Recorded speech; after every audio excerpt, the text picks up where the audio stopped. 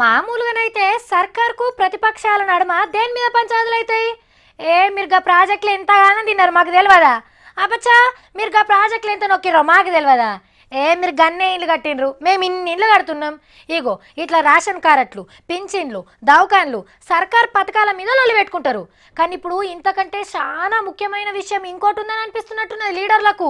Public అందరు చెవులు నిక్కబెట్టినే ఒక ముచ్చట్ని ముంగడేసుకున్నారు. తెలంగాణల రాజకీయాలు ఉత్తమ్ సార్ గడ్డం సుట్టే తిరుగుతానే. సార్ గడ్డం పెరిగినట్టే రోజుకింత పంచాది ముదురుతాంది. మొన్న మంత్రి రామారావు సార్ ఈ మాట అన్నాడు కదా, గడ్డాలు పెంచుకుంటే ముఖ్యమంత్రులు గారు, గడ్డాలు పెంచుకుంటే ప్రభుత్వాలు రావు, గడ్డాలు పెంచుకుంటే ఎక్కువ లెక్క సన్నాసులలో కలిసిపోయే ప్రమాదం ఉంటుంది తప్ప ఏం అయ్యేది లేదు, పోయేది లేదు. ఇక చెయ్యి గుర్తోళ్ళూకుంటారా? మా సార్ను గంత మాట అంటవా అని సమరుద్దే పనులున్నారు. ఒక సంకల్పం, ఆ సంకల్ప బలానికి గడ్డం పెంచడం నిదర్శనం.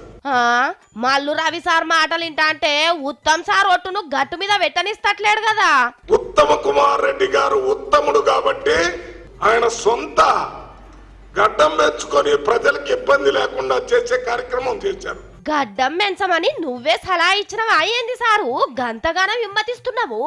కానీ కాంగ్రెస్ పార్టీ మళ్ళా గెలిచేదాకా మూతి మీద బిలేడ్ పెట్టనని శపథం పట్టిన ఉత్తమ్ సారు ఎందుకు నోరు తెరుస్తలేడో అర్థమైతలేదుల్లా.